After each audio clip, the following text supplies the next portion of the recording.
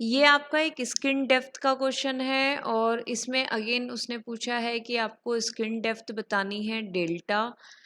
किसके लिए बतानी है? फ्रीक्वेंसी है 1.6 मेगाहर्ट्ज, यानी यहाँ पे मेगाहर्ट्ज को हर्ट्ज में चेंज करना पड़ेगा। स्टील का मीडियम है और उसकी जो कंडक्टिविटी है सिग्मा वो है 38.2 इंटू 10⁻⁶ साइमन पर मीटर। परमिएबिलिटी में इसने आपको सिर्फ रिलेटिव परमिएबिलिटी की वैल्यू 1 दी है और उसके बाद बाकी सब इसने हमारे ऊपर छोड़ दिया है कि हम कैसे कैलकुलेट करेंगे। फॉर्मूला आपका होता है डेल्टा इज इक्वल्स टू 1/√पाई न्यू म्यू सिग्मा। यहाँ पे न्यू आपको दे दिया 1.6 इंटू 10⁻⁶ हर्ट्स, क्योंकि मेगा हर्ट्स था तो मेगा की जगह हमने यहाँ पे 10⁻⁶ हर्ट्स लिख दिया है।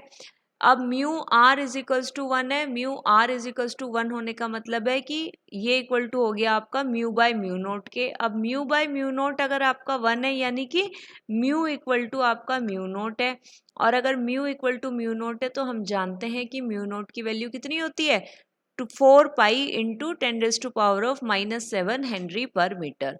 अब ये सारी की सारी वैल्यूज आप स्किन डेप्थ यानी डेल्टा के फॉर्मूले में रख देंगे, पाई, न्यू, म्यू एंड सिग्मा। अब पाई न्यू की वैल्यू यहाँ से 1.6 इंटू 10⁻⁶ पुट कर दिया हमने। यहाँ से उसके बाद म्यू की वैल्यू 4 पाई इंटू, क्योंकि म्यू नोट के बराबर था, 4 पाई इंटू 10⁻⁻7 एंड उसके बाद सिग्मा की वैल्यू 38.2 इंटू 10⁻⁶। ये सारी वैल्यूज यहाँ पुट करने के बाद जब हमने इसको कैलकुलेट किया तो हमारा आंसर आ गया 6.4 इंटू 10⁻⁻5 मीटर। अब ये मीटर में क्यों आ रहा है? क्योंकि स्किन डेप्थ क्या है? स्किन डेप्थ एक डिस्टेंस है। अब चूंकि ये डिस्टेंस है तो इसको हम मीटर में ही मेज़र करेंगे, इसलिए इसकी यूनिट बार बार निकल करके मीटर आ रही है। आप चाहें तो ये जो आपका न्यू म्यू सिग्मा है इन सब की यूनिट्स पुट करके कैलकुलेट करके देख लीजिए, आपको डेल्टा की जो यूनिट है वो मीटर ही मिलेगी। तो इस तरीके से स्किन डेप्थ के हमने यहाँ पर तीनों के तीनों न्यूमेरिकल सॉल्व करके देख लिए हैं 3 अलग अलग वीडियोस में। एंड इसके अलावा इससे डिफरेंट जो न्यूमेरिकल है वो कोई भी आपका बचता नहीं है।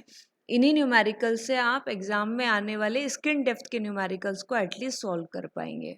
So all the best. इसके बाद में आई डोंट थिंक कुछ भी न्यूमेरिकल आपका बचना चाहिए। So all the best for your exams.